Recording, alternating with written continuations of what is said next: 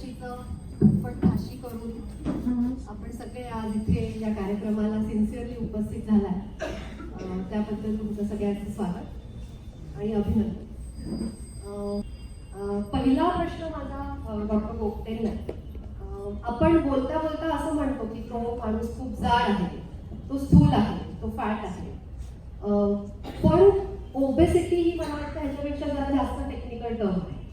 तर ओबेसिटी म्हणजे नक्की काय आणि आपण त्याला डिफाईन कसं करतो, किंवा आपण पाहिलं असेल तर वेगवेगळ्या प्रकारांनी आपण आपलं स्थूलत्व मोजायचा प्रयत्न करतो. म्हणजे वजन किती आहे, BMI किती आहे, वेस्ट टू हिप रेशो किती आहे. सो नक्की काय ओबेसिटी म्हणजे काय, कोणाला आपण ओबेस म्हणायचं? जर प्रश्न विचारायचा असेल, व्याख्या करायची असेल ओबेसिटीची, त्याच्यात दोन भाग आपल्याला करायचे असतील. एक आपण ज्याला ओव्हरवेट आणि दुसरं ज्याला ओबेसिटी असं म्हणतो. या दोन्हीमध्ये काय फरक आहे? तर ओबेसिटीमध्ये ओव्हरऑल मेटाबॉलिक बर्डन हे जास्त असतं, म्हणजे आजार होण्याची त्याची क्षमता ही खूप जास्त असते. ॲज कम्पेअर्ड ओव्हरवेट म्हणजे थोडंसं त्यांच्या वजनाच्या किंवा अलाउड वजनाच्या थोडंसं पलीकडे असतात ते, आणि त्यांना कंपॅरेटिव्हली तसे आजार कंपॅरेटिव्हली कमी होतात. सो हे डिफाईन कसं करायचं, कोणी करायचं, याबद्दल खूप वाद आहे, खूप विवाद आहे. पण एक्झॅक्ट जर कुठली टर्मिनॉलॉजी घ्यायची असेल तर वर्ल्ड हेल्थ ऑर्गनायझेशन जे आहे त्याचं BMI इंडेक्स हे फॉलो करणं गरजेचं आहे. त्याच्याप्रमाणे जर तुमचं उंची आणि वजनाचा रेशो, त्याला आम्ही बॉडी मास इंडेक्स म्हणतो, म्हणजे तुमच्या वजनाला जर उंचीने त्याचा स्क्वेअर करून भागलं तर जे काय उत्तर येतं त्याला BMI असं म्हणतात. सो जर तुमचा BMI हा 25 ते 30 मध्ये असेल तर त्याला ओव्हरवेट असं म्हटलं जातं, आणि 30च्या पलीकडे असेल तर त्याला ओबीस असं म्हणतात. पण आता ह्याच्यात जसे आपण भारतीय सगळीकडेच वेगळे असतो, तसंच इकडे या बाबतीतही आपण भारतीय वेगळे असतो. सो वेगळे कसे, तर ओव्हरऑल बऱ्याच स्टडीजमध्ये असं दाखवलं गेलं आहे की आपल्यामध्ये आपण जरी BMI कंपॅरेटिव्हली कमी असलो तरी आपल्या शरीरातला चरबीचा टक्का किंवा ज्याला फॅट पर्सेंटेज असं म्हणतात, तर हा फॅट पर्सेंटेज हे आपल्या शरीरातलं खूप जास्त असतो. त्यामुळे हा BMI भारतीयांसाठी 21 हा मानला गेला. सो बऱ्याच जणांचं, बऱ्याच संस्थांचं म्हणणं आहे की जर तुमची उंची आणि वजनाचं नातं 21 असेल तर तुम्हाला ओबेसिटी असं म्हटलं जाईल. पण सोपं कुठलं त्याच्यात गणित काही करायचं नसेल, असं सोपं एक साधारण ढोबळ बांध द्यायचं असेल तर तुमचं 18व्या किंवा 20व्या वर्षी जे वजन होतं त्या वजनात जर तुम्ही 10 किलोनी वाढलेले असाल तर तुम्ही ओबेसिटी याच्यामध्ये कुठे ना कुठे फिट होता.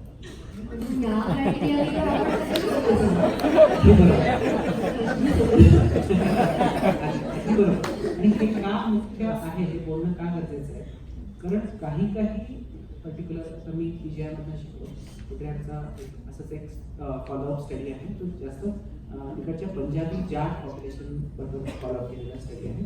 सो त्याच्यामध्ये त्यांच्यामध्ये काही मुलं ही जन्मताच जास्त जाड असतात वजनाने, पण ठेवण तशी असते.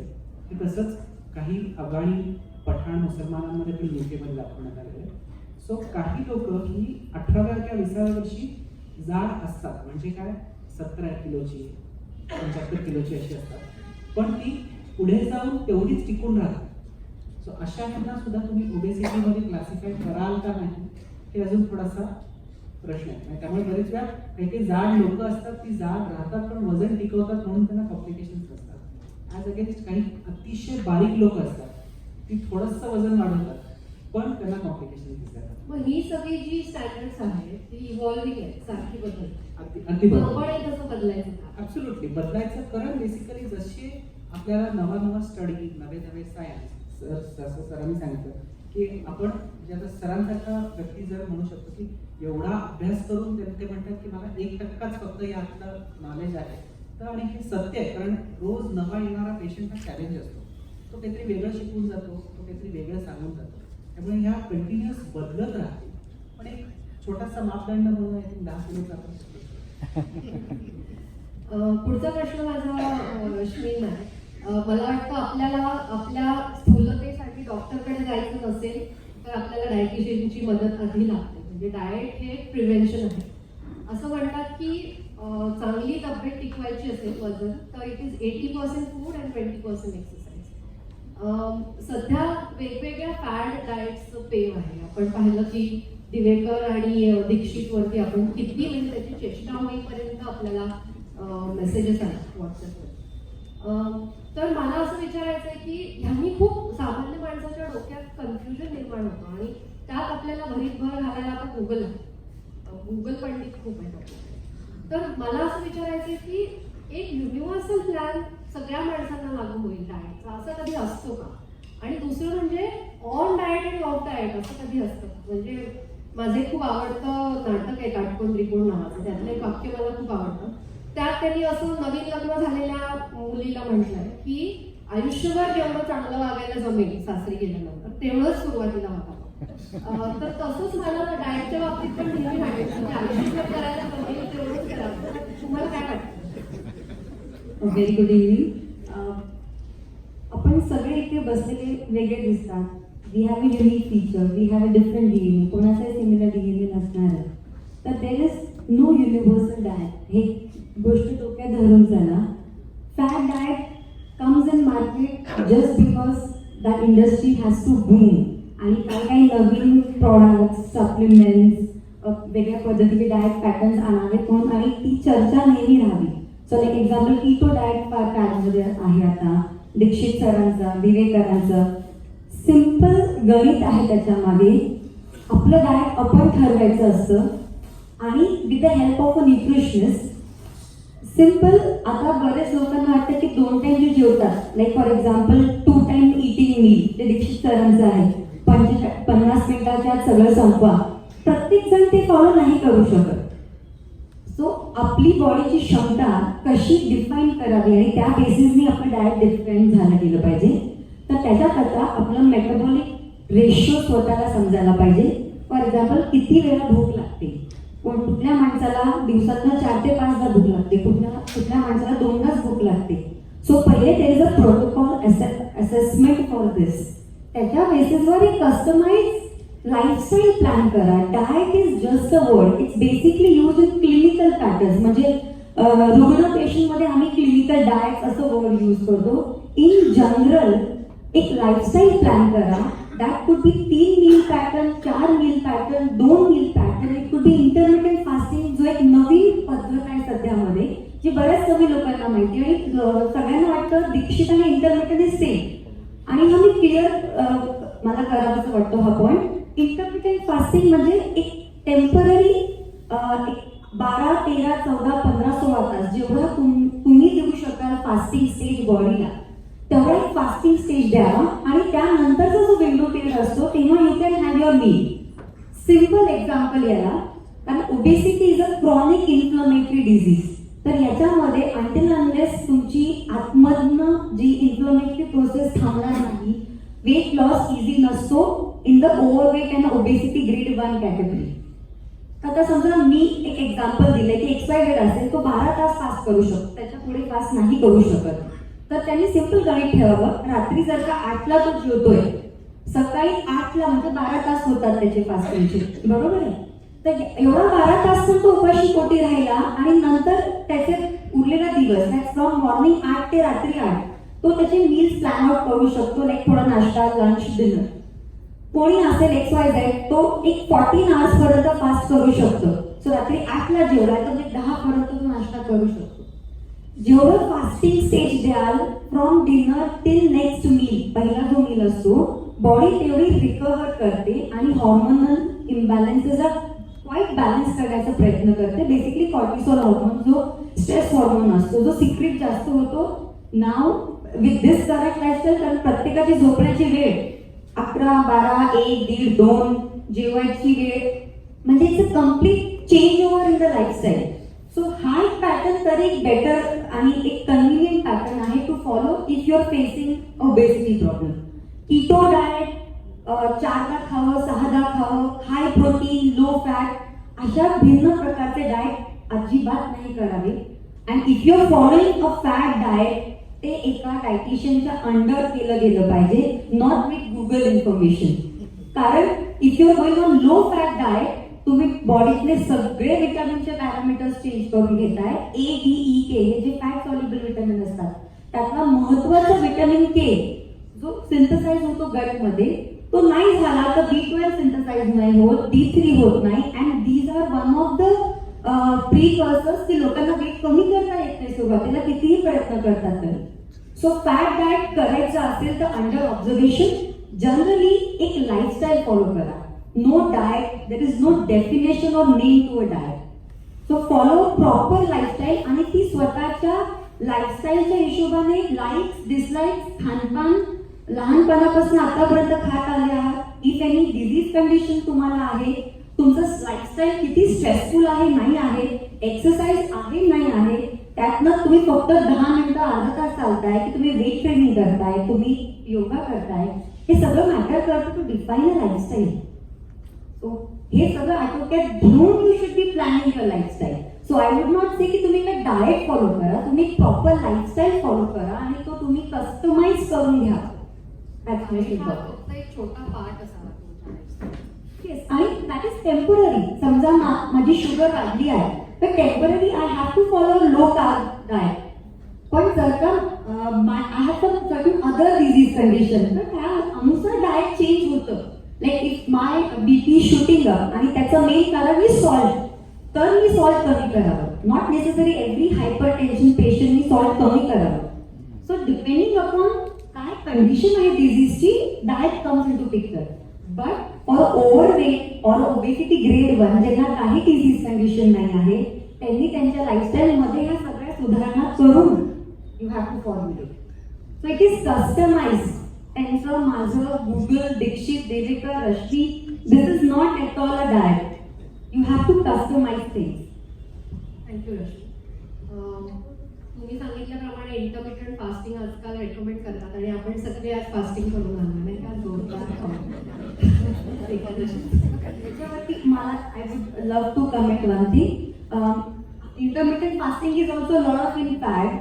तर तुम्ही बघा तर पूर्वीचे जे हे सगळे एकादशी आहे, संकष्ट चतुर्थी आहे, तर इंटरमिटंट फास्टिंग नेहमीच करावं असंही नाही आहे. इन अ वीक 1 डे पण होतोय फास्टिंग किंवा 15 डेज मध्ये 1 डे पण तुमचं फास्टिंग होतोय आहे. फास्टिंग म्हणजे असं नाही की अजिबात काही खावं नाही आणि फक्त फळांवर राहावं.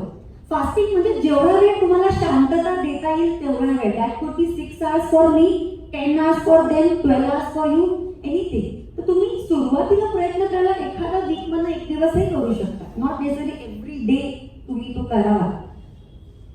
थँक्यू. मी पुढचा प्रश्न विचारायच्या आधी आपल्या सगळ्यांना एक सूचना. आय एम शुअर की सगळ्यांना खूप प्रश्न असतील सगळ्यांना विचारायला.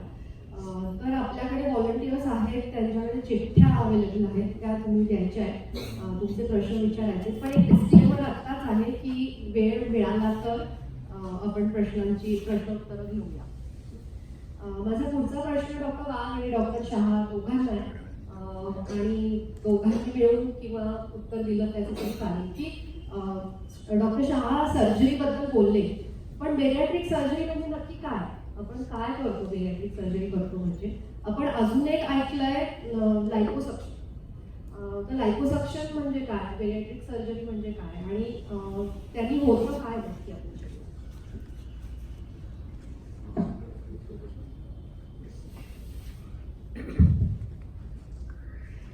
Bariatric surgery and liposuction, these two are different things and the principles are different. त्याच्यासाठी दोघांचे सर्जरी करण्याची पद्धत आणि सर्जरीचा रिझल्ट हा वेगळा आहे. बेरियाट्रिक सर्जरी हा फार अपर लिमिटचा भाग झाला. लायपोसक्शन म्हणजे फक्त तुमची चरबी काढतात आणि त्याला लिमिटेशन असतं. आता शशांकने जो 300 किलोचा माणूस ऑपरेट केला, लायपोसक्शनने एका वेळेला मॅक्सिमम 8 किलो चरबी काढता येते. शशांकने एकच ऑपरेशन केलं, आम्ही 200 किलोचा माणूस ऑपरेट केला, त्याचं एकदाच ऑपरेशन केलेलं आहे. आणि हे रिड्यूज ओव्हर टाईम. त्याचं जर 8 किलो एका सर्जरीला काढायचं म्हटलं तर ते 300 किलो तर 86 किलोला यायला किती वेळा ऑपरेशन करायला लागेल. So liposuction is for getting in to shape. थोडंसं पोट मोठं असलं किंवा ब्रेस्ट मोठे असले किंवा बटक्स मोठे असले तर त्याला शेपमध्ये आणण्यासाठी, आणि usually it is done by models or actors or who want to be in shape. आणि थोडंसं वजन जास्त आहे, 8-10 किलो वजन जास्त आहे त्यांचं. बेरियाट्रिक सर्जरी हे पोटावरती ऑपरेशन असतं. म्हणजे शशांकने प्रत्येक वेळेला खाणं जे सांगितलं, जे काही वेगळ्या प्रकाराने खाण्यावरती जो कंट्रोल लागतो, जो कंट्रोल गेलेला असतो, आजारामुळे गेलेला असतो, खाणं आवडतं म्हणून गेलेला असतो, सायकोलॉजिकल प्रॉब्लेम्स मुळे गेलेला असतो, त्याच्यामध्ये पोटाची साईज कमी करतो. दुर्बिणीच्या सहाय्याने लॅप्रोस्कोपिक सर्जरी त्याच्याने पोटाची साईज कमी केलेली असते. आपलं पोट साधारण 650 ml एका वेळेला घेऊ शकतो. तर त्याची साईज साधारण 70 ते 100 ml पर्यंत कमी करून तेवढंच पेशंट खाऊ शकतो. हा एक भाग झाला बेरियाट्रिक सर्जरीचा. This is called restrictive surgery. There is something called malabsorptive surgery. खूप जास्ती वजन असलेला माणूस नुसतं रेस्ट्रिक्टिव्ह सर्जरीने बारीक होणं अवघड आहे किंवा डायबिटीस जाणं अवघड आहे. त्याला आयदर बायपास सर्जरी किंवा MGB नावाची एक सर्जरी आहे, किंवा आता बारीक लोकांचा डायबिटीस जाण्यासाठी सुद्धा सर्जरी आलेली आहे, ज्याला आयलिओ जेजुनल ट्रान्सपोजिशन म्हणतात, which is coming in India. It is already come.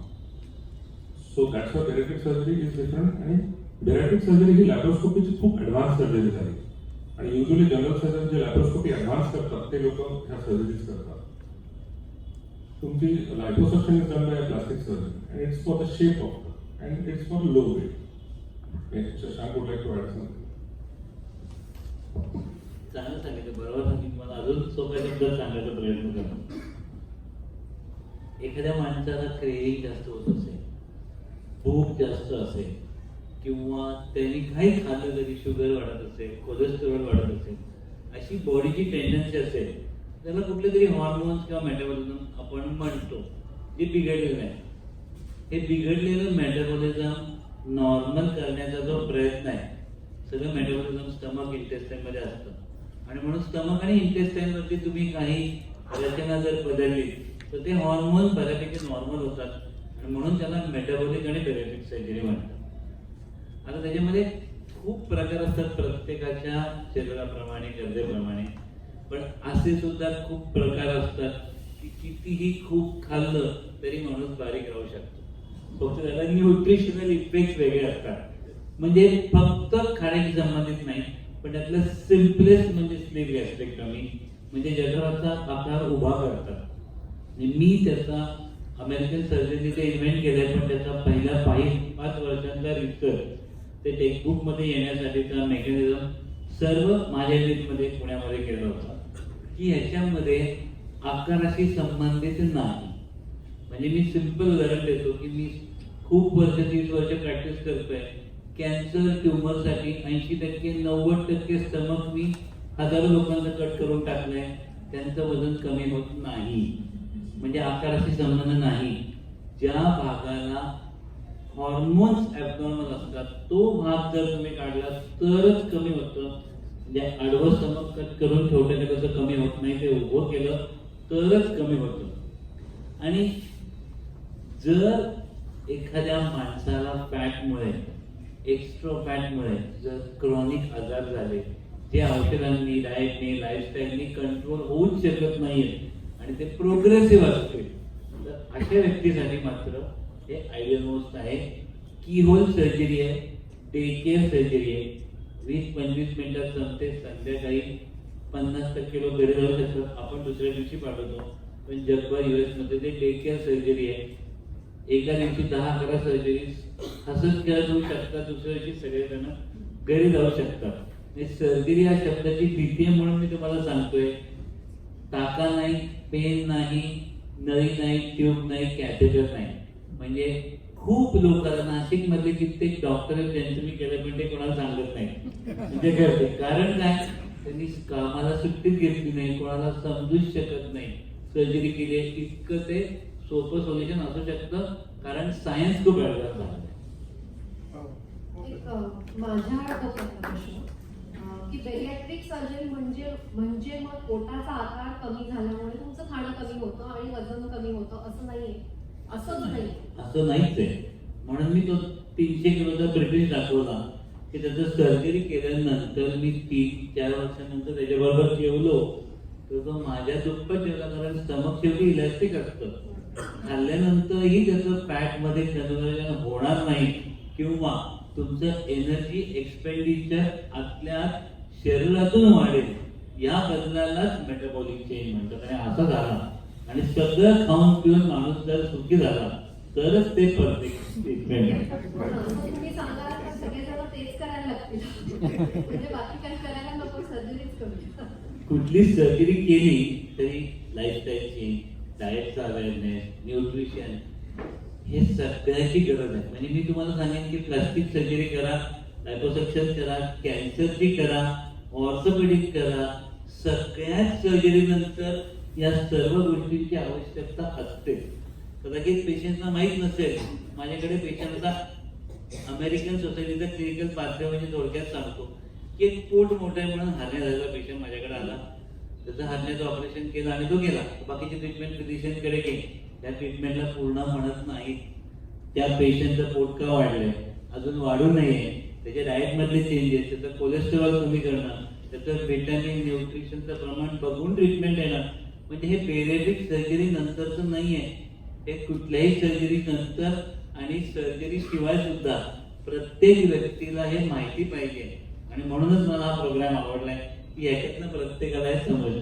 Thank you so much. माझा पुढचा प्रश्न डॉक्टर पोपटेंना आहे. ऍक्च्युली ते एका प्रश्नात दोन प्रश्न आहेत. एक तर आपल्याला सगळ्यांना सवय असते, मलाही अशी होती, मी मगाशी तुम्हाला म्हणाले की थोडेसे प्रयत्न करून आपलं वजन कमी नाही झालं की आपण हे हॉर्मोनल आहे काहीतरी असं म्हणून टाकतो. म्हणजे 2-3 वर्षापूर्वी माझं वजन थोडे प्रयत्न करून कमी व्हायचं नाही, मग मी पटकन जाऊन थायरॉइड करून यायचे. आणि आय यूज टू होप की मला हायपोथायरॉइडिझम निघावं, मग मी काय करू आता, हायपोथायरॉइडिझममुळे माझं वजन वाढलं असं वाटायचं मला. तर ओबेसिटीचा हा जो हॉर्मोनशी संबंध आहे, म्हणजे डायबेटीस हाही अर्थातच हॉर्मोनल डिसीज आहे. तर हायपोथायरॉइडिझमशी किंवा डायबेटीसशी जो संबंध आहे किंवा इतरही मेनोपॉजमध्ये पण हॉर्मोनलच आहे. तर त्याबद्दल तुम्ही काय सांगाल? आणि दुसरं म्हणजे आपल्यापैकी बऱ्याच लोक हे ओबीस असतात पण त्याचा आपल्याला काही त्रास होत नसतो, म्हणजे सध्या तरी त्रास होत नसतो. तर माझं सगळं चाललंय नीट, मला काही आजार नाही, तर ठीक आहे की जाड असतं तर काय बिघडेल असं आपण म्हणतो. तर त्याचे लॉंग टर्म इफेक्ट्स काय आहेत? साधारण सगळी ओबेसिटी जर आपण पाहायला गेलो, जर त्याला टक्केवारी डिवाइड करायला गेलो तर टोटल ओबेसिटीपैकी 5 ते 10% लोक ह्यांना हार्मोनल आजार असतात. सर जे सांगायला म्हणजे त्याच्यात आता बेरियाट्रिक सर्जरीबद्दल आणखी थोडंसं एक संक्षिप्त इलॅबोरेट करतो. सो बेसिकली स्टमकमध्ये एक ग्रेलिन नावाचं हार्मोन खूप जास्त प्रमाणात बनत असतं. आणि हे ग्रेलिन नावाचं हार्मोन तुम्हाला ॲक्च्युली जास्त भूक लागण्यासाठी गरजेचं असतं किंवा त्याच्यामुळे तुम्हाला जास्त भूक लागत असते. आणि ते आपण ज्यावेळेस बेरियाट्रिक सर्जरी करतो त्यावेळेस ग्रेलिन ज्या ठिकाणी निघतं तो भाग आपण काढतो, त्याला बेरियाट्रिक सर्जरी म्हणतो. सो बेरियाट्रिक सर्जरी ही फक्त सर्जरी नसून ही हार्मोनल सर्जरी. सो अशा आजारात मोडणारे हे फक्त 5 ते 10% लोक असतात. उरलेले 80 ते 85% लोक म्हणजे आपल्यासारखे मेजॉरिटी हे वजन वाढतं किंवा वजनदार असतात ते वजनदार खाण्यामुळे. सो खाण्याला आपण कितीही अंडर एस्टिमेट करू शकत नाही.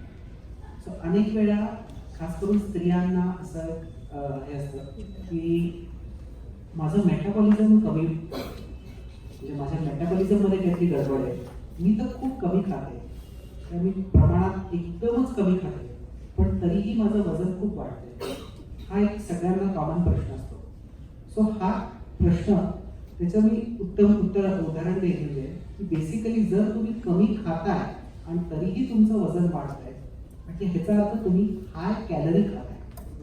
म्हणजे एक्झाम्पल सांगायचं झालं तर एखादा माणूस जसा नावाचा माणूस आहे, त्या माणसाने सपोज 2 काजू कतल्या खाल्ल्या आणि नावाच्या माणसाने 2 भाकऱ्या, त्याच्याबरोबर झुणका, त्याच्याबरोबर कोशिंबीर आणि त्याच्याबरोबर ग्लासभर ताक एवढं प्यायला. या दोघांपैकी कोणी जास्त खाल्लं? अगदी बरोबर. सो बरेच वेळा जो माणूस वजनदार असतो तो चुकीचे चॉईसेस करत असतो. म्हणजे मोनॅकोचं बिस्किट खाईल फळ सोडून किंवा आणखी काहीतरी खाईल ज्याच्यामध्ये कॅलरीज किंवा ज्याच्यामध्ये टोटल तुम्हाला मिळणारा त्याच्यामध्ये एनर्जी डेन्स म्हणतो ते खूप प्रमाणात जास्त असतं. आणि अनफॉर्च्युनेटली तीच गडबड आपल्या शरीरात बऱ्याच जणांच्या होत असते. आणि हे कन्सेप्च्युअली नसतं. कन्सेप्च्युअली म्हणजे काय, दिसायला वाटत असतं आणि मी तर 2 पोळ्या खाते, माझी मैत्रीण पण 2 पोळ्याच खाते, पण माझं वजन वाढतंय तिचं का नाही वाढतंय. पण जर तुम्ही विचारायला गेला तर तुम्ही महिन्याला तेल किती वापरता, अशा वेळेस त्याचं उत्तर मिळतं. तर साधारण सोपं गणित तुम्हाला लक्षात ठेवायचं असेल तर साधारण कुटुंबातल्या एका माणसाला महिन्याला 600 ml तेल लागायला पाहिजे. सो जर 600 ml एका महिन्याला, सो जर 4 जणांचं कुटुंब असेल तर 2.5 लिटरच्या आत तुमचं तेलाचं कन्झम्पशन आहे. सोपं साधं गणित. म्हणजे काही लोक हे थोडंफार इकडे तिकडे वेरी करू शकतात, पण हे सोपं साधं गणित जे आहे हे गणित फॉलो करतात. त्यामुळे मेजॉरिटी लोकांचं वजन हे चुकीच्या खाण्याने, चुकीच्या ह्याच्याने वाढत असतं. आणखी एक बऱ्याच जणांना मिथ असते की तुम्ही सुरुवातीला सांगितली की मी किती एक्सरसाइज करतोय पण वजन कमी होत नाही. एक्सरसाइजचं वजन कमी करण्याशी काहीही नातं नाही. Science is very clear about it. एक्सरसाइजचं वजन कमी करण्याशी काहीही नातं नाही. का? कारण एक्सरसाइजचं नातं हे फक्त खाण्याशी आहे आणि खाण्याशी आहे. त्यामुळे जोपर्यंत तुम्ही खाण्याकडे लक्ष देणार नाही, खाण्यातल्या कॅलरीजकडे लक्ष देणार नाही, त्याच्या डेन्सिटीकडे लक्ष देणार नाही, तोपर्यंत तुम्हाला त्याच्यातनं परिणाम येणार नाही. दुसरा एक प्रश्न तुम्ही विचारला तो हॉर्मोनल म्हणजे बॅरिएट्रिक सोडून बाकी जसं हायपोथायरॉइड किंवा डायबिटीज. सो हार्मोनल आजारांपैकी काही 5% आजार असतात की ज्याच्यामध्ये थायरॉइड एक आहे, कुशिंग्स एक आहे. राईट. पण मी आता इकडे आणखीन एक स्पष्ट सांगायचं मी स्पष्ट हे करतोय की थायरॉइडमुळेही कोणाचं वजन वाढत नाही, हा सुद्धा गैरसमज आहे. थायरॉइडमुळे वाढतं वजन किती? फक्त 1 किंवा 1.5 किलो, आणि ती सुद्धा फक्त सूज असते, ते वजन नसतं. वजन वाढतं तर कशामुळे?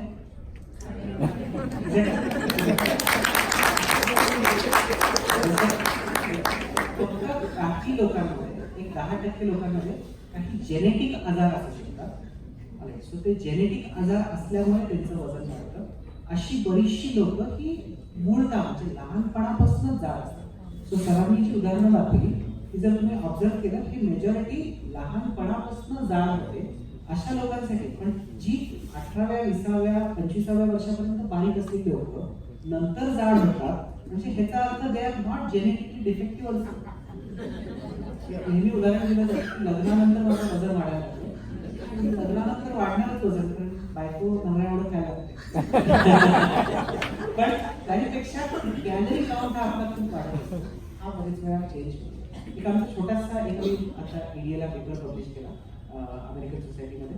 सो त्याच्यामध्ये एक आम्ही दाखवले की स्त्रिया ज्या लग्न करून घरी येतात, ज्यांच्या माहेरी कोणाला डायबिटीज नसतो, पण जर त्यांच्या सासऱ्याला डायबिटीज असेल तर त्यांच्यामध्ये डायबिटीजचं प्रमाण वाढतं. का? कारण ते त्या घरातनं या घरात येतात आणि या घरासारखं खायला लागतात. त्यामुळे हा छोटासा आमचा 25 लोक पेशंटचं उदाहरण आहे. पण genetics beats environment, environment beats genetics. तुम्ही जर चुकीच्या एन्व्हायरमेंटमध्ये असाल तर जेनेटिक्स प्रत्येक वेळेस लक्षात ठेवणं गरजेचं आहे. सो सगळ्या मैत्रिणींना आपल्या माहेरी डायबिटीस नसेल तर आपल्या माहेरचं सासरच्याला खायला. एक पुढचा प्रश्न माझा रश्मीला. हा प्रश्न म्हणजे आपण जेव्हा जाड होतो तेव्हा फॅट्स वाढायला लागतात शरीरात, पण जास्त फॅट खाल्ल्यामुळे आपलं वजन वाढतं की जास्ती कार्ब्स खाल्ल्यामुळे? असं म्हणतात की भारतीयांचं जे वजन वाढलं आहे ते कार्ब्समुळे. आपल्याला मगाशी तुम्ही पण जसं बोललात की आपण आपलं जेवण किती पोळ्या खाल्ल्या ह्याच्यात मोजतो, म्हणजे आपण कार्ब्समध्ये मोजतो, तर त्याबद्दल काय?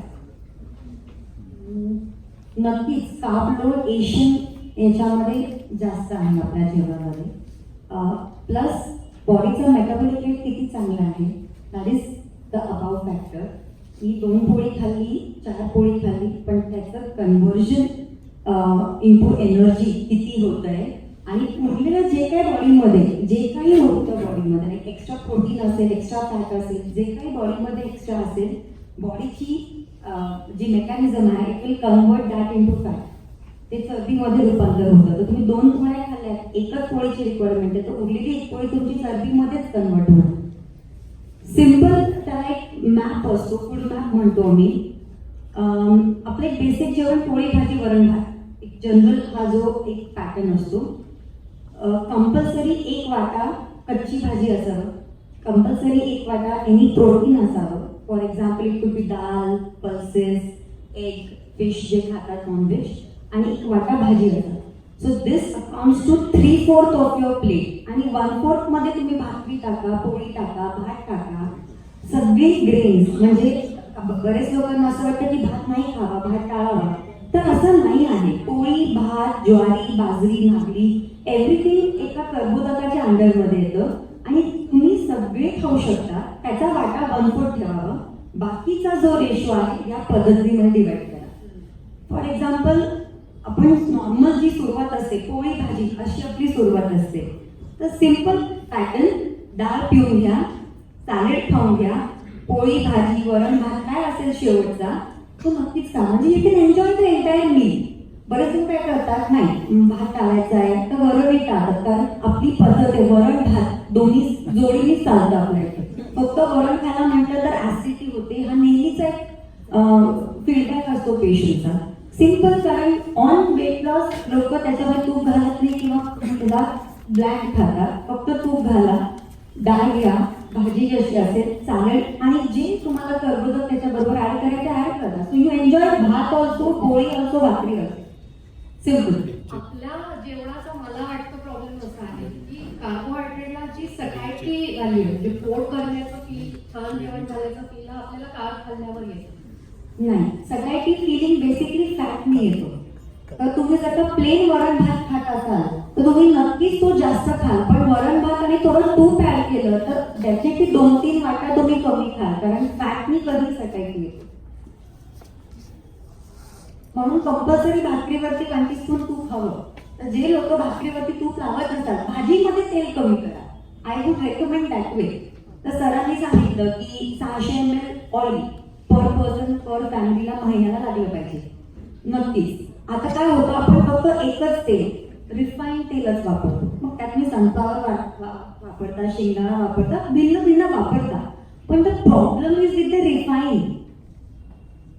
आणि त्यात एक मोठा गिमिक म्हणजे असा आहे, तुम्ही इंडियातला रिफाईंड ऑइल वापरा आणि तुम्ही युएसला तो ऑइल वापराल, दोघांमध्ये एक मोठा फरक हा आहे की इंडियन रिफाईंड ऑइल जे महत्वाचे फॅटी ऍसिड असतात दॅट इज लिस्ट आउट, काढून घेतात आणि मग त्याच्यात added vitamin A, D, E, K जे सगळं लिहितात की नो झिरो कोलेस्ट्रॉल. तसे वनस्पती झिरो कोलेस्ट्रॉलच असतात. You never have cholesterol in any of the वनस्पती. आणि ते जे महत्वाचे गुणधर्म आहे म्हणजे फॅटी ऍसिड जे महत्वाचं रोल प्ले करतात इन कंट्रोलिंग हंगर, जे सकाळची फिलिंग देतात, ते नाहीच आहे त्याच्यामध्ये. म्हणून त्याचा वापर जास्त होतो. आणि हेच तुम्ही तिथलं ऑइल जर का वापराल in certain, it is mention, आपल्या इथे मेन्शन नसतं, तिथे मेन्शन असतं न्यूट्रिशन लेबलवरती, त्यांच्यामध्ये फॅटी ऍसिड रिटेन्ड असतात. सो या पद्धतीने आपण जे रिफाईंड घेतोय त्याच्यामुळे क्रॉनिक इन्फ्लमेशन जास्त वाढते बॉडीमध्ये. सो किती तेल कमी केलं कुठल्या पेशंटनी तरी प्रॉब्लेम रिझॉल्व्ह होत नाही, हा आमचं ऑब्झर्वेशन आहे. So what is the basic, त्याला काय तुम्ही हेल्प आउट करू शकतात. एकदम पूर्णपणे रिफाईन काढू शकत नाही लोक, it takes time. Plus refine oil पासून कच्ची घाण्याच्या तेलावर यालाही मानसिक ऍक्सेप्टन्स नसतं, कारण वास येतो, घट्ट असतो ऑइल, लोकांना चव डिफरन्स नाही चालत. स्टेप बाय स्टेप 600 ml म्हटलंय ना, त्याचं 200 ml तुमचं तुपाचं राहू द्या, 400 ml तुम्ही तेलाचा वापरा. First step. सेकंड स्टेप, अर्ध रिफाईन अर्ध कच्ची घाणी असं करून वापरायला स्टार्ट करा. तुम्हाला जर का टेस्टमुळे त्रास होत असेल तर अदरवाईज डिरेक्टली शिफ्ट टू कच्ची घाणी. आणि अवेलेबल आहे कच्ची घाणी म्हणजे फिल्टर.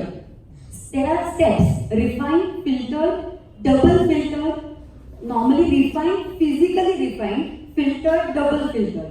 सो आपल्याकडे जे आहे वी गेट ऑल रिफाईन. आणि मग राईस ब्रँड तुम्ही बघाल तर कुठली तरी जी nice big company they will write physically refine, चलो बेटर, फिल्टर, डबल फिल्टर. आणि आपल्या नाशिकला जे घाणे आहेत, actually we are blessed in Nashik, we are staying living in Nashik, तर दॅट इज कोल्ड प्रेस. त्याची एवढी मागणी असते की गो टू US, आपण म्हणतो extra virgin cold press oil म्हणजे काय, त्याची गाडीचं तेल. If you can switch over to them, मग ते तुम्ही कुठलंही तेल वापरा. आणि दुसरे myth I would like to remove from mind की शेंगदाणा तेल नाही खावं. प्लीज, नाशिक बेल्ट मध्ये राहतो, शेंगदाणा is something very much applicable to our food. म्हणून आपल्याला प्रत्येक कुठल्या तरी भाजीत शेंगदाणा टाकायला आवडतं. So so if you balance of the ऑइलचं कंटेंट, तुम्ही व्यवस्थित तो तेलांचा गुणधर्म मॅनेज करू शकता. त्याला ओमेगा 3, ओमेगा 6, ओमेगा 9 असे वेगवेगळे टाइप्स ऑफ फॅट हवे तुमच्या डाएटमध्ये. बिकॉज ऑफ रिफाईंड आपण एकच टाइप ऑफ फॅट खातोय वर्षानुवर्ष. इथे चेंज करा. So maybe 100 ml to 200 ml तूप, थोडंसं 200 ml कच्ची आणि थोडंसं 200 ml रिफाईंड. सुरुवातीला असं करा, कारण एकदम चेंज होत नाही कोणाकडनं, आणि इट्स अ स्टेडी प्रोसेस. तर या पद्धतीने तुम्ही नक्कीच त्याला वर्क ऑन करू शकता. And as I said, satiety comes with fat. मुठभर शेंगदाणा खाल्ला की पोट भरतं, पण मुठभर मुरमुरा खाल्ला की पोट भरत नाही. मुरमुरा इज कार्ब, शेंगदाणा is a fat. As simple as that. So वरण भात जे डाएटवर असतात, सध्या फॅड आहे, गहू नाही खायचा, वरण भात चालतो. नक्कीच येस, वरण भात प्लस तूप, किंवा तुम्हाला आवडता शेंगदाणा तेल असतो जो तुम्ही घरी वापरता तो घाला, ज्यांना जे आवडेल ते. And has to be a teaspoon of oil or ghee with this combination. तरच तुम्ही ते कमी खाल, तुमचं पोर्शन कंट्रोल होईल, जे फार महत्त्वाचं असतं to maintain your weight. Portion control समजत नाही, किती भात किती वरण. It comes with all these balance of. वरण भात रात्री बरेच डायटिशियन म्हणतात खायला, मी स्वतः सुद्धा म्हणते, आणि बरेच लोक खाते असते. किंवा भाकरी भाजी. सो भाकरी भाजी आणि टीस्पून ऑफ तूप किंवा तेल. तुम्ही टुवर्ड्स भुसावळ साईडला वगैरे गेला तर नेहमी भाकरी भाजी इज अ स्टेपल, आणि त्याच्यावरती 1 टीस्पून शेंगदाण्याचं तेल असतोच कंपल्सरी, त्यांचा तूप नसतो. तर ते सकाळी देतं. हा भाकरी तुम्ही कमी खाल नक्कीच त्याच्यामध्ये, आणि करून बघा हा प्रयोग कधी. नक्कीच 1 वाटा भात कमी खाल जर का 1 टीस्पून ऑफ तेल किंवा तूप करून ऍड केलेलं असेल तर. छान सांगितलं. यात मी एक छोटीशी अजून एक टिप सांगतो, कारण तर माझ्याकडे 5 डायटिशियन आहे. तर पेशंट जसं विचारतात की ह्या म्हणाला हा वरणात तूप घाला, या म्हणाला हे घाला, या म्हणाला हे घाला, हे सगळं एकत्र करून केलेलं चालत नाही. म्हणजे तुम्ही जर संध्याकाळी पिझ्झा खात असाल, अजून कुठेतरी तेल खात असाल, आणि मग तुम्ही जर ह्यांनी सांगितलं म्हणून तूप ऍड केलं तर ते एक्सप्लॉट होणार आहे. म्हणजे सगळीकडे एकत्र करणं असं होऊ नये म्हणून ते सांगितलं. ह्याचंच एक्झॅजरेशन येत होतं ना, की ऋजुता दिवेकरप्रमाणे दर 2 तासांनी 45 मिनिटं खा. पुढचा प्रश्न तुम्हालाच आहे डॉक्टर, की बेरियाट्रिक सर्जरीचे साईड इफेक्ट्स काय आणि त्याचा खर्च किती? आता मी याचं उत्तर छान देणार, अगदी सगळ्यांना आवडेल असतं. असं जगामध्ये काहीही नसतं त्याला साईड इफेक्ट. म्हणजे हे मला पहिलं सांगायचं आहे. तुम्ही खेड्यातून शहरात आलात ना तर पोल्युशनचे साईड इफेक्ट असतात. पण तुम्हाला शिकायचं आहे, तुम्हाला प्रोग्रेस करायचं आहे, तर तुम्हाला शहरात जाणं आवश्यक आहे. तसं बेरियाट्रिकचे सगळे साईड इफेक्ट हे न्यूट्रिशनशी संबंधित, विटॅमिन, प्रोटीन, सगळ्या बॅलन्सशी मेनली संबंधित आहे. आता आपल्याला एका तराजूत बघायचं आहे. Diabetes, blood pressure, cholesterol, heart disease, गुडघे खराब होणं, आयुष्य कमी होणं. आता एक महत्वाचा भाग सांगायचा आहे की अनफॉर्च्युनेटली फॅटमुळे पुरुषांमध्ये मेल हॉर्मोनचं प्रमाण कमी होतं आणि स्त्रियांमध्ये फिमेल हॉर्मोनचं मेल हॉर्मोनमध्ये रूपांतर होतं. त्यामुळे तुम्हाला पिंपल्स येतात, मुलींच्या चेहऱ्यावर केस येतात. आजच्या काळात मुलांची छाती वाढताना दिसते. हे सगळे चेंजेस होतात आणि हळूहळू वय वाढत जातं. तसं सेक्शुअल लिबिडो कमी होत जातो. आता रिसेंट पेपर पब्लिश आहे आणि तो कमी झाला तर काही समजून येत नाही. आपल्याला वाटतं की स्ट्रेसमुळे, लाईफस्टाईलमुळे. तर एका तराजूत तुमचा कुठला तराजू जास्त हेवी आहे त्याच्यावरती तुम्हाला साईड इफेक्ट येईल. पण आता कसं आहे, हे सर्जरी तसं सुरुवात झालंय 1955 साली. मी जन्म व्हायच्या 10 वर्ष आधी, आणि ज्यांनी 1955 1965 साली केले त्यांच्या घरी जाऊन मी शिकून आलोय. त्यांनी मला थोडंसं सांगितलं की विटॅमिन घेणं, मल्टीव्हिटॅमिन घेणं आणि प्रोटीन घेणं हे सर्जरी केलेल्या किंवा न केलेल्या माणसाला आज घेण्याची रेग्युलरली गरज आहे. म्हणजे ऍडिशनल साईड इफेक्ट म्हणाल तर कदाचित तुम्ही जर खूप उशिरा सर्जरी केली तर स्किनसाठी तुम्हाला कॉस्मेटिक ट्रीटमेंट लागू शकते, केसांसाठी कॉस्मेटिक ट्रीटमेंट लागू शकते. कुठल्याही प्रकारच्या वेट लॉस नंतर गॉलस्टोन तयार होतात हे लोकांना समजत नाही. डाएटचे काही साईड इफेक्ट असतात, गॉलस्टोन तयार होतात. विचार सगळ्यात डाएटिंग नुसतं अनसुपरवाइज केलं, एक्सपर्टकडे गेलं नाही तर वजन कमी झाल्यामुळे गॉलस्टोन होतात, केस जातात. प्रोटीन जास्त खाल्ल्यामुळे किडनी स्टोन्स होतात. आता मी तुम्हाला म्हणलं की तुम्हाला मल्टीव्हिटॅमिन घ्यायचं आहे का गॉलस्टोन चालतील ऑपरेशनला, असं तर प्रत्येक ठिकाणी बघा. तर साईड इफेक्ट हा आपला विचार करण्याचा भाग आहे. आपल्या आजाराची सिव्हिरिटी आणि मिळालेला बेनिफिट याच्या बॅलन्स मध्ये जी गोष्ट 5, 10, 15, 20 वर्षानंतर सुपिरियर असेल तो तुमचा चॉईस, असा विचार साईड इफेक्टचा करावा. पण मी तरी तुम्हाला उदाहरण सांगतो. माझ्याकडे इंटरनेट एज्युकेटेड इंटेलिजंट कपल 10 दिवस गोव्यामध्ये पार्टीला जाऊन आले होते आणि पोट जरा बिघडलं होतं म्हणून आले होते. म्हटलं काय काय केलं, नाही तिकडे रस्त्यावरती थोडं डॉक्टर फिश करी खाल्ली, इकडे गेलो, कुठेतरी उडका प्यायला, मग ड्रिंक घेतले, सगळं झालं. आणि मग मी म्हटलं ठीक आहे, मी तुम्हाला 2-3 गोळ्या देतो, साईड इफेक्ट आहेत ना डॉक्टर काय, त्यांनी मला विचारलं. असाच हा ऍक्च्युली साईड इफेक्ट हा आपल्या महाराष्ट्राच्या मनात असलेला टॅबू हा ऍक्च्युली सर्वांनी हा विचार करायला पाहिजे. नॉर्मली प्रत्येक गोष्टीचा साईड इफेक्ट असतो. इफेक्ट असे त्याला साईड इफेक्ट असतो. तुम्ही कुठलाही विचार करताना बेनिफिट आणि त्याचा इफेक्ट आणि कंट्रोलेबल आहे. तर मी आता 18 वर्ष बेरियाट्रिक सर्जरी करतो, 17 वर्षाचे माझे पेशंट्स आहेत आणि मला असं लक्षात येतं की या सर्जरी केलेल्या पेशंटचं न्यूट्रिशन आज खूप चांगलं आहे, कारण त्यांना शिकवलं गेलं आहे. आणि त्यांच्या बरोबरचे न ऑपरेशन केलेले आहेत त्यांना विटॅमिन कडे कोणी लक्ष देत नाहीये आणि कोणाला वेळच नाहीये. तर आता 17 वर्षानंतर मी विचार केला की विटॅमिनचा आणि जे साईड इफेक्ट आहे म्हणावं तर मला म्हणावं वाटत नाही, कारण कदाचित त्यांना एज्युकेशन मिळालंय, बाकी त्यांना एज्युकेशन मिळालंच नाहीये आणि बाकी सगळ्या आजारांच्या ट्रीटमेंटमध्ये याच्यावर कोणी फोकसच केलेलं नाही. पण multivitamin, protein, iron, lifestyle change, आता सगळं जे ऐकलं ते सर्जरी नंतर सुद्धा लागतं, सर्जरी शिवाय सुद्धा लागतं. पण तुम्ही जर हे सगळं केलं आणि टाळलं, हे सगळं प्रिव्हेंटिव्ह म्हणून जर जमलं तर आजचा प्रोग्राम सक्सेसफुल झाला असं मी म्हणेन. पुढचा प्रश्न तुम्हाला, एक तर तुम्ही पेशंटला बेरियाट्रिक सर्जरी कधी रेकमेंड करता की आधी हे करून पहा, ते करून पहा, हे करून पहा आणि मग नाही झालं तर सर्जरी, असं काय असतं? आणि दुसरं म्हणजे मी जो ह्यांना प्रश्न विचारला आणि त्यांनी त्याचं उत्तर दिलं नाही, त्याचा खर्च साधारण किती असतो? खूप महत्वाचा प्रश्न आहे तो सगळ्यांचा. त्याला पुण्याचा खर्च सांगायला या विषयाला थोडंसं मी माझं इंट्रोडक्शन करताना गॅस्ट्रोएंट्रोलॉजिस्ट आणि बेरियाट्रिक सर्जन असं सांगितलं होतं. गॅस्ट्रोएंट्रोलॉजी म्हणजे आतडीचा डॉक्टर, पोटाचा डॉक्टर जो एंडोस्कोपी करून ट्रीटमेंट करतो. तर बेरियाट्रिक सर्जरीवरती आपण बोलतोय. आता बेरियाट्रिक सर्जरीच्या व्यतिरिक्त बलून पोटात टाकणं हे आता बऱ्याच ठिकाणी करत आहेत. पोटामध्ये एंडोस्कोपीने 5 मिनिटात बलून सोडता येतो. त्याची कॅपॅसिटी 500 ml असते. जसं मी पोटाची कॅपॅसिटी 650 सांगितलं, 500 ml असते. त्याला 6 महिन्याने काढायला लागतं. आमच्याकडे येणारे पेशंट, मुलगी थोडीशी जाड दिसते, तिला बघायला येणारे नाकारतात, म्हणून तिचं वजन कमी करायचं. बलून टाकला की वजन एक 17-18 किलो पर्यंत मॅक्झिमम कमी होतं. त्याला लिमिट आहे. बेरियाट्रिक सर्जरीला लिमिट नाही. 300-200 किलोचे पेशंट 86 किलो होऊ शकतात. 85.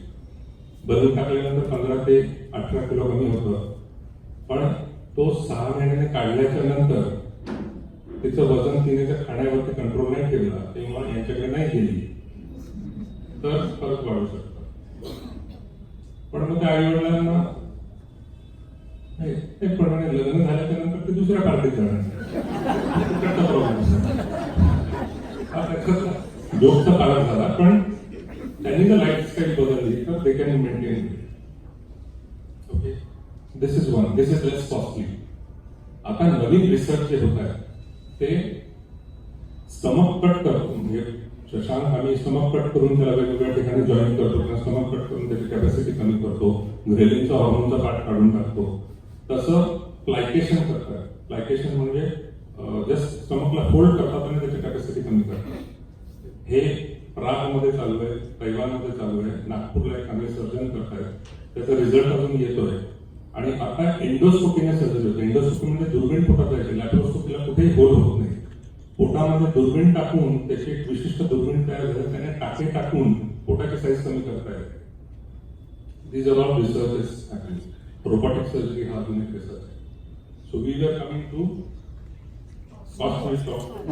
Sir, if you want to skip that, it is okay. No. There's nothing to talk about. I'll tell you what. Then we'll this one. See, stapler जेव्हा आपल्याला stomach काढायचं आहे, जसं सरांनी सांगितलं की ग्रेलिन हॉर्मोन काढणार आणि उभा कट घ्यायचा आहे. उभा कट घेताना साधारण 5 ते 6 स्टेपलर्स लागतात. एका स्टेपलरची किंमत 13,500 आहे. असे 6 स्टेपलर्स लागले तर इंटू 6 ते स्टेपलर ऑपअप लागणार नाही, त्याला गन असते. त्या गनची किंमत 43,000 आहे. आणि हे भारतात बनत नाही, हे अमेरिकेत बनतं. त्यामुळे त्याची किंमत लागते. आता एक कंपनी स्टेपलर 2 पेशंटला वापरू शकतो इथिओस्टेरॉइड करून, त्यामुळे त्याची एक अर्धी किंमत होते. स्टमकच्या भोवती जो चरबी असते त्याला कापणारं एक यंत्र कात्री आहे जी सील करते आणि कट करते रक्तवाहिनी. त्याला हार्मोनिक स्कॅल्पेल म्हणतात. त्याची किंमत 53,000 आहे. डिस्पोजेबल इन्स्ट्रुमेंट आहे. That's why the cost of surgeries go high. What we are trying to do after a certain time when we follow the Western countries is try to make it indigenized. की भारतातल्या लोकांना परवडेल तसं. This is what we are trying to do. आता परवा मी UK मध्ये एका मीटिंगला बसलो होतो, BNIच्या मीटिंगला बसलो होतो. माझ्या शेजारी पेडियाट्रिक बँड लावलेली पाहिजे होती. म्हटलं बँड आम्ही भारतात बंद केले आणि we are doing more of permanent surgery. तिने जस्ट 2 महिन्यापूर्वी बँडिंग केलं. बँडिंग म्हणजे पोटाचा एक वरचा भागला असं टाईट करतात, फास लावल्यासारखं. ते स्टमकचे 2 पार्ट होतात, वरती आणि खाली. तो वरचा 35 ml ते 40 ml चा असतो आणि खालचा नॉर्मल. तो रेस्ट्रिक्शन असतो. So these are various ways of this. So let us hear from him the cost of surgery. मी कॉस्ट कशी येऊ शकते हे सांगितलं. त्यांनी कॉस्ट सांगणार आहे आणि त्यांनी खूप चांगल्या प्रश्न विचारले. कारण की 99% शांतने असं झालं असेल. एक ओबेसिटी सर्जरी सोसायटीला मी प्रेसिडेंट आहे आणि कमी जास्त कॉस्ट भारतामध्ये सगळीकडे होतं. आणि त्यामुळे ओबेसिटी सर्जरीच्या सोसायटीच्या थ्रू आम्ही वेबसाईटवर कॉमन मॅनसाठी स्टेटमेंट टाकलेलं आहे. भारतामध्ये सगळ्यात कमी म्हणजे हे आयुष्यमान सारखे सेंट्रल गव्हर्नमेंट स्कीम आहे. सेंट्रल गव्हर्नमेंट स्कीमच्या टोटल रेटपेक्षा कमी किमतीत सर्जरी होत असेल तर करू नये असं स्वतः आमच्या सोसायटीने स्टेटमेंट टाकलं आहे. कमी खर्चात म्हणजे चांगलं असं सांगायची गरजच नाही. म्हणजे एक असं तुम्ही असं विचार करा की कुठलीही गोष्ट घेताना त्यांनी सांगितलं की किंमत कमी करण्यासाठी स्टेपलर परत वापरता येतात, पण ते सिंगल यूज आणि डिस्पोजेबल असतात. अमेरिकन सोसायटीचे गाईडलाईन म्हणजे 100% त्या माणसाला वापरायचं आणि फेकून द्यायचं. कोणाला त्यातून HIV, ऑस्ट्रेलिया काय होईल सांगता येत नाही. तेव्हा तशी कॉस्ट कमी करायची नाही. तर सेंट्रल गव्हर्नमेंटची लोएस्ट कॉस्ट 2,65,000 असते. अर्थात स्टेपलर हा नाही मी सांगणार आहे ते पूर्ण इलाज होईल. त्याच्यानंतर हँड ऑपरेटेड स्टेपलर असतात, बॅटरी ऑपरेटेड स्टेपलर असतात, मेकॅनिकली ऑपरेटेड स्टेपलर असतात. मी जर फक्त मोबाईलची किंमत किती असते असं जर विचारलं तर तुम्हाला 10,000पासून 1,00,000पर्यंत मिळणार आहे. मग आता कोणाला कुठल्या मोबाईलचा किती वापरायची गरज आहे त्याप्रमाणे चूज करतात. तसंच कोणाची अँजिओप्लास्टी घेतली आहे, रक्त पातळायची औषध आहे, त्यांच्यासाठी लागणारे स्टेपलर वेगळे.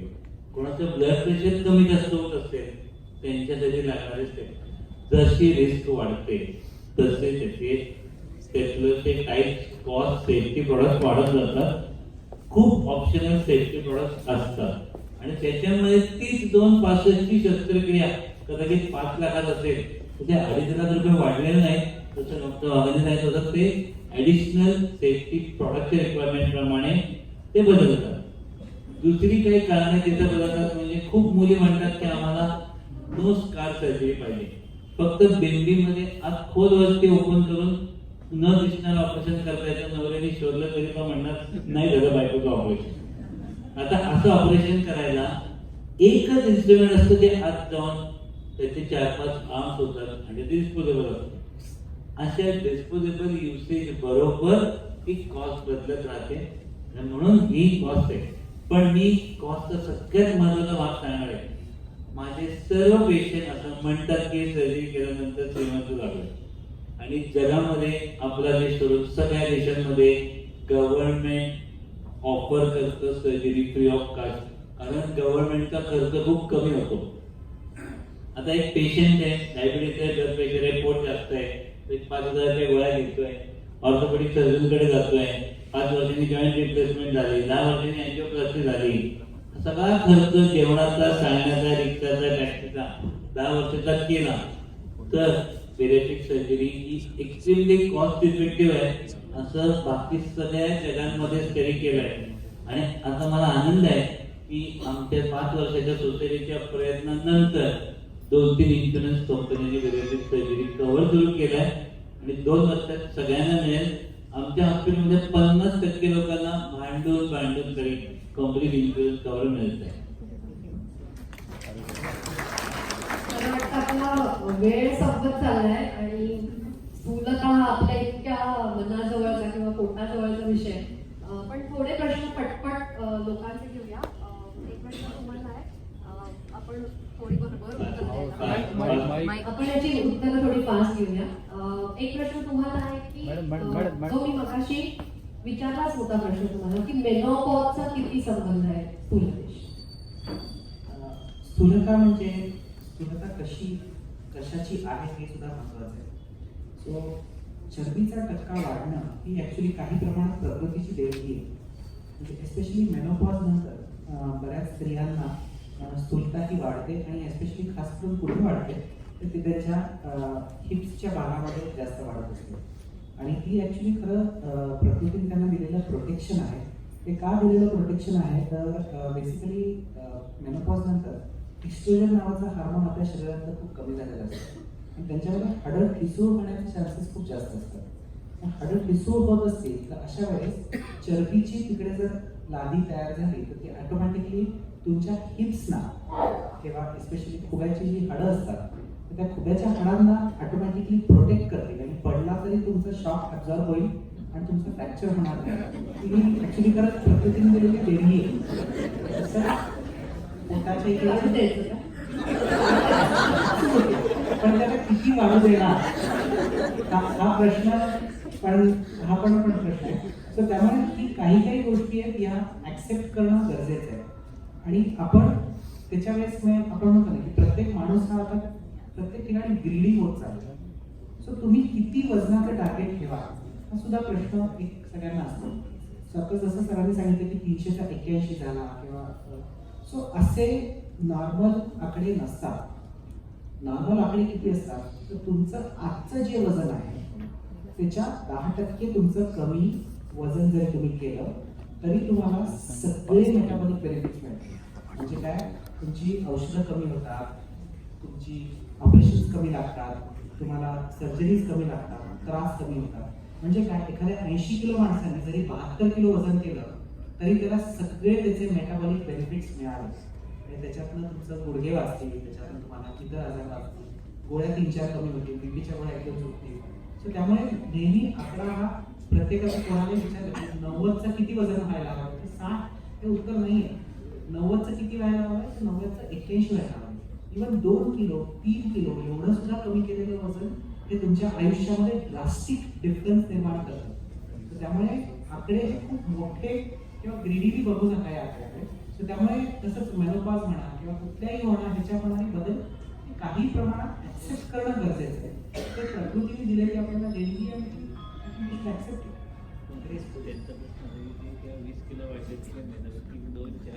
20 किलो नाही, 2 kilo 4 kilo so within range.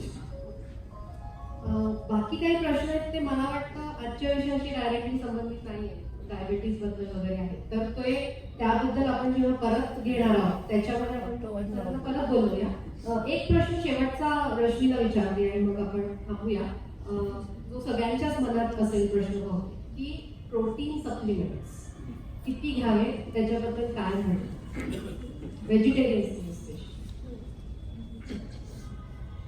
मी स्ट्रिक्टली प्रोटीन सप्लिमेंट नाही सांगत घ्यायला. 2 reasons. If it is a way protein based supplement जो सगळ्यात कॉमनेस्ट यूज केला जातो, वे म्हणजे it is derived from milk, आणि जे दिस इज बेसिकली कमर्शियलाइज्ड मिल्क, म्हणजे त्याला पॅस्चराइज आणि होमोजेनाइज आणि ते बरेच पुढची प्रक्रिया असते, त्यानुसार whey protein is derived. Because of pasteurisation आणि डिमांड जास्त असल्यामुळे प्रोटीन सप्लिमेंट्सची बराच अँटीबायोटिकचा यूज, हॉर्मोनल इंजेक्शनचा यूज वापरला जातो टू प्रॉक्युअर द मिल्क, आणि मिल्कपासून वे प्रोटीन डिराइव्ह होणार आहे. तर बेनिफिट करण्यापेक्षा it creates a side effect. So whey protein is strictly no. Yes, but जे वेगान प्रोटीन म्हणतात आम्ही त्याला, जे पी प्रोटीन असतं, म्हणजे पल्सेस थ्रू जे प्रोटीन पावडर्सची फॉर्मेशन्स आता निघाले आहेत. सोया प्रोटीन सोय प्रोटीन नाही येणार त्याच्यामध्ये. पी प्रोटीन म्हणजे आपला जो पीज असतो, बटाणा ज्याला म्हणतो आपण, त्यात बरेच प्रकार असतात ते, आणि राईस बेस्ड प्रोटीन्स निघाले आहेत. आता बऱ्याच लोकांना हा प्रश्न असेल की राईस म्हणजे कर्बोदक, तर त्याच्यातनं प्रोटीन कसं मिळणार. पण राईस प्रोटीन याचा अवेलेबिलिटी फॅक्टर म्हणजे ऍब्झॉर्प्शन फॅक्टर हा फार हायएस्ट आहे बॉडीमध्ये. प्रोटीन इंटेक करणं एक गोष्ट असते, आणि प्रोटीनचा ऍब्झॉर्प्शन, डायजेशन, ऍब्झॉर्प्शन आणि ऍसिमिलेशन हा महत्वाचा मुद्दा असतो. मी 10 ग्रॅम प्रोटीन पावडर खातीये, पण ते 10 ग्रॅम मधला फक्त 1 किंवा 2 ग्रॅमच माझ्या शरीराला लागतोय, कारण इज नॉट युटिलाइज, तर तो प्रोटीन पावडर काही फायदेशीर नाहीये. पण मी 4 ग्रॅमच खाते, पण तो पूर्ण 4 ग्रॅम माझा डायजेस्ट, ऍब्झॉर्ब आणि ऍसिमिलेट होतोय, तर तो कधीही चांगला प्रोटीन. सो ऍब्झॉर्प्शन फॅक्टर फार महत्वाचा असतो प्रोटीन पावडरमध्ये. So strictly way protein only the reason, जे दूध ज्यांनी प्रोक्युअर केलं जातं वे प्रोटीन, त्याच्यामध्ये हाय कंटेंट ऑफ अँटीबायोटिक्स, ऑक्सिटॉक्सिन हॉर्मोन्स आणि बरेच दुसरे जे काऊ किंवा बफेलोला जे फीड दिले जातात, that is basically more of soya based, हे कदाचित प्रत्येक जणांना माहीत नाहीये. आणि त्याच्यामुळे होणारा जो हॉर्मोनल चेंज दुधात येतो, आणि दुधातनं तोच वे प्रोटीन येणार आहे. सो म्हणून वे प्रोटीन नाही, it's a basic pulse based protein तुम्ही नक्कीच घेऊ शकाल. आणि नॅचरल फॉर्म जसं एग्ज आहे वगैरे इज मोर बेटर कम्पॅरेटिव्हली. पण सगळेजण एग्स खात नाही, vegetarian That's fine completely. Protein कमी पडतो. Vegan protein you can opt for, that is जे पल्स पासून डिराइव्ह केलं आहे. सगळ्यांना नाही माहिती, कारण त्याचा मार्केट डेव्हलप झालेला नाहीये, आणि वे प्रोटीन एकदम बोंबार्डिंग झालेला आहे, आणि त्याच्यामध्ये बराच अडल्टरेशन होतो.